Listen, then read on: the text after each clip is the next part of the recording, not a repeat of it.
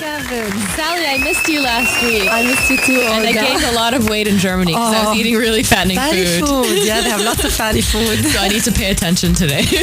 Yeah, so sure. We'd like your question for Sally Sawaya. 03-887-000 is a WhatsApp number. She can answer anything on nutrition, on dieting, on anything to do with food.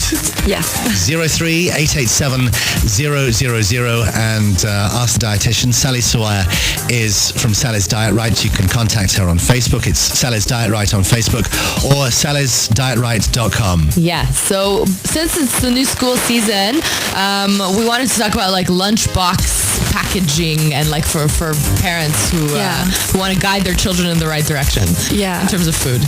Yeah, sure. You know, the children, they get affected by many factors with respect to food at school.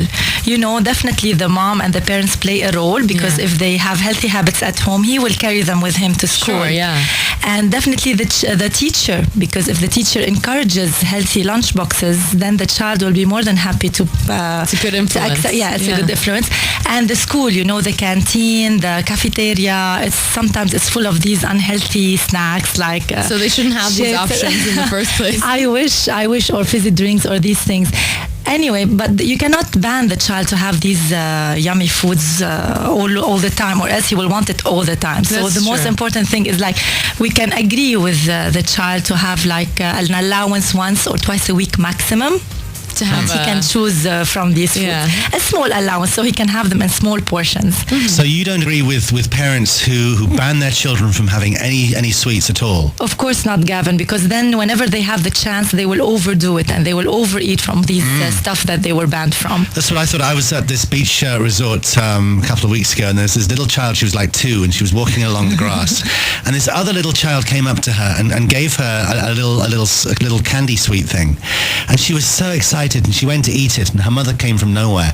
No sweets! No sweets! And snatched the sweet out of her hand and told the other little girl off, which I thought was pretty unfair. Yeah. Anyway, then she started crying, this little toddler, and she walked away, and then she tripped up and she fell and she hurt herself. It was awful. Like, life is awful sometimes. So I felt really sorry for her, and then I thought, you know, when she's 16, she is going to be massive. Definitely. As soon as she can walk and go out to the shops on her own, she's going to be buying her own sweets. Don't you think so? She might, yeah. Anyway, so back to your healthy lunchboxes. So what can the mom put in her child's lunchbox? We normally have like 2 sandwiches because for the 2 breaks. Like she can always alternate the type of bread from whole grain to white to multi-cereal. Just make them in different shapes so that the child doesn't get bored. Yeah. Yeah, and she can ask the child what he prefers, like once cheese, peanut butter, labneh, you know, different types of fillings that they can have. And always have a type of fruit like banana or apple or anything that the child likes, and the type of vegetable like cherry tomatoes or cucumber or carrots. So just make it appealing, you know, and have like a pot of yogurt or yogurt drink. It's better than the fruit juices because they are sweetened normally. And definitely water. You should have a bottle of water and a fun snack, you know, Olga, like baked crackers or sticks or even popcorn. So something snacky but healthy. Yeah, or sponge cake. Even if she does the sponge cake at home, it's much better than buying these sweets from school. Yeah. So that's the general guideline. I don't really like Lebanese mother's sponge cakes. It's this dried up old bit of sponge with nothing on the top of it. You haven't had good sponge cake. I have. I've had every mother's Lebanese sponge cake, and I don't like it. There's no icing on the top. It's just the sponge icing cake. is where the sugar is. Where the sugar is, exactly. Sally's against the icing. Okay. So your questions on 03-887-000. Speaking of icing and desserts, somebody says, good morning, Sally. Can the diet sweets also be used for diabetes? Normally, when they label diet sweets, it means diabetics can have it because it contains the artificial sugar and not the natural sugar that raises the blood glucose. Yeah. So just make sure read on the label that it doesn't have sugar, okay? Or if it's prepared in a bakery or something, just ask how it's prepared, or if it contains the artificial sugar, then it's safe to be consumed by diabetics. Okay. Somebody else is asking, please ask Sally if this is true. If we drink coffee or caffeine before going to the gym, will it help our metabolism? Actually, new studies show that if you drink coffee about 1 hour before exercise, it helps boost your performance during endurance training, during the training, your training session.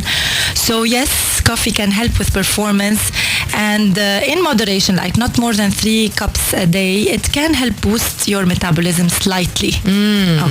Okay, so that's good news. Yeah. Another person says, Sally, I gained 20 kilos from my original weight, and can I lose them back? How much time would it take me? I'm so sad. None of my clothes fit me. Yeah, I know. This is so frustrating.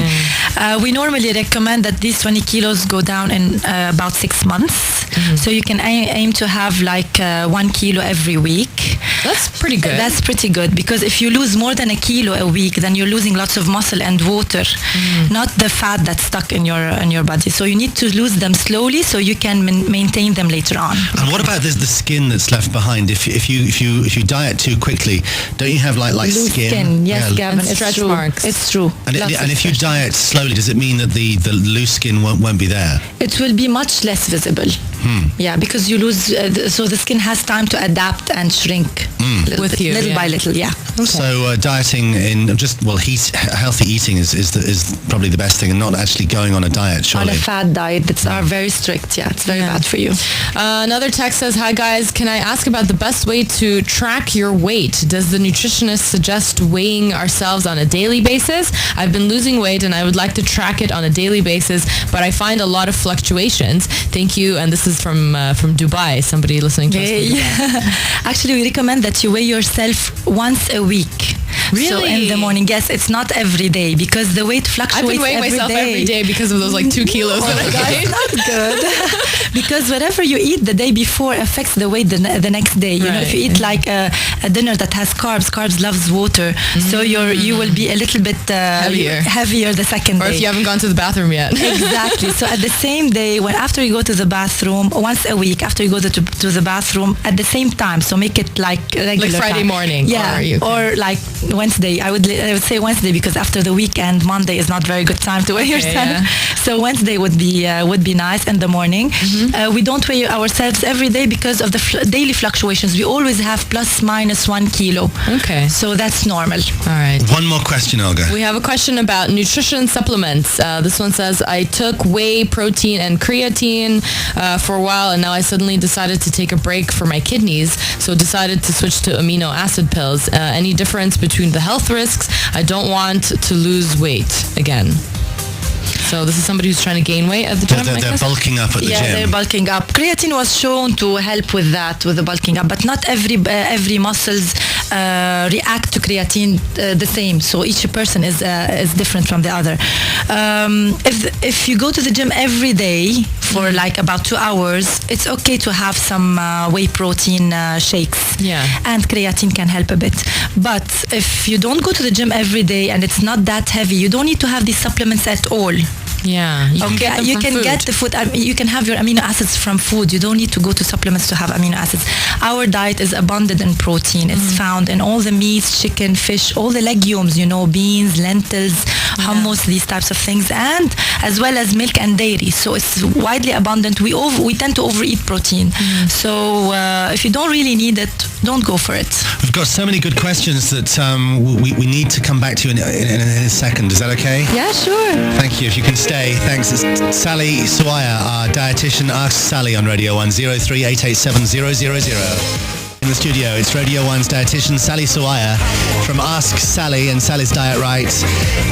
Sally went to see the nutritionist, the illusionist last night. It was good, yeah? Yeah, very good, Gavin. When you go to see these things, you're always skeptical. How can they do it? They can't do it. It's just tricks.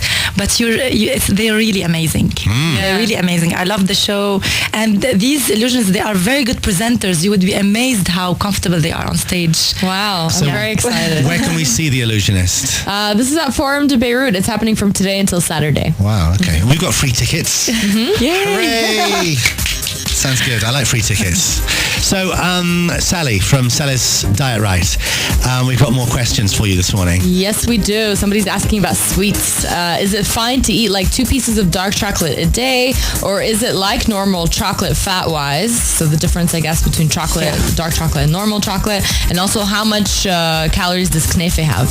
Okay. With respect to the chocolate, the 2 pieces are normally 25 to 30 grams, which is what we recommend every day. It's great portion to have, and it's the same as milk chocolate fat-wise. That's, Really? Yeah. However, it's very healthy because of the antioxidants in the dark chocolate, whereas the other one has lots of added sugar. That's why we go for dark chocolate more. Okay. So with respect to calories, maybe some people will be disappointed, but has the same calories. But the benefits are much more with dark chocolate. Oh, okay. And the big knefe question, I remember there was a story years ago about how knefe was 2,000 calories and it was like shocking. Is it that much? No, not that much, Gavin. It's like 750 to 1,000 calories, Which depending. is still a lot. Which is a lot. It's like half the day for men and 3/4 for women. But most of the time, if you eat one of those things in the morning, you won't eat until like Exactly, night. exactly. That is like eating 3 donuts. Yeah, exactly, Gavin. Exactly. 3 I'd small rather have donuts. 3 donuts. No, knefe is wonderful. It depends on the day, but I just like quantity. So The best knefe ever is the MEA knefe. really, Oh, it's amazing. never tried it. It's great. So when they come around, they go knefe. Or, I don't know what the choice is actually. I think it's Or egg. omelette, yeah. Omelette or knefe. Don't go for omelette. Have the kniff. Yes, it's worth it. Yeah, Alright. so knefe once in a while is fine, but you have to take care what you're eating the rest of the day, definitely. Yeah. Okay. Somebody says, hi, could you please ask Sally about the low-carb diet and the carb cycling diet? Okay, the carb cycling diet, I need to get back on that. Low-carb diet. Low-carb diet, I'm not a fan of low-carb diets because they will be high in proteins and fats. So whenever you lower carbs, you go up in the other 2 nutrients. You may have some problems overloading your kidneys. Maybe you have high cholesterol. You'll feel very tired, headaches. So I don't like low-carb diets. I like the balanced one whenever possible. And I will get back on the carb cycling next time. Excellent. Somebody says, I stopped smoking and I'm getting hungry all the time. What do I do besides the gym and working out? That's normal. Whenever you stop smoking, you will definitely feel hungry. And studies say you will gain about 2 kilos. So to avoid that, you should snack smart. You should snack Carrot on things. sticks. Yeah. Yeah, and some things that are not very high in Gavin is very calories. disappointed with that suggestion. So that you don't gain Yeah. weight. If they're already there, they're cleaned and ready to go in the fridge. Yeah, making your own is a headache. Yeah. So I would eat carrot sticks, but they have to be ready. I don't Maybe wanna you go- can buy them this way, Gavin, in the supermarkets. it's a Now good there idea. are lots of options, easy options.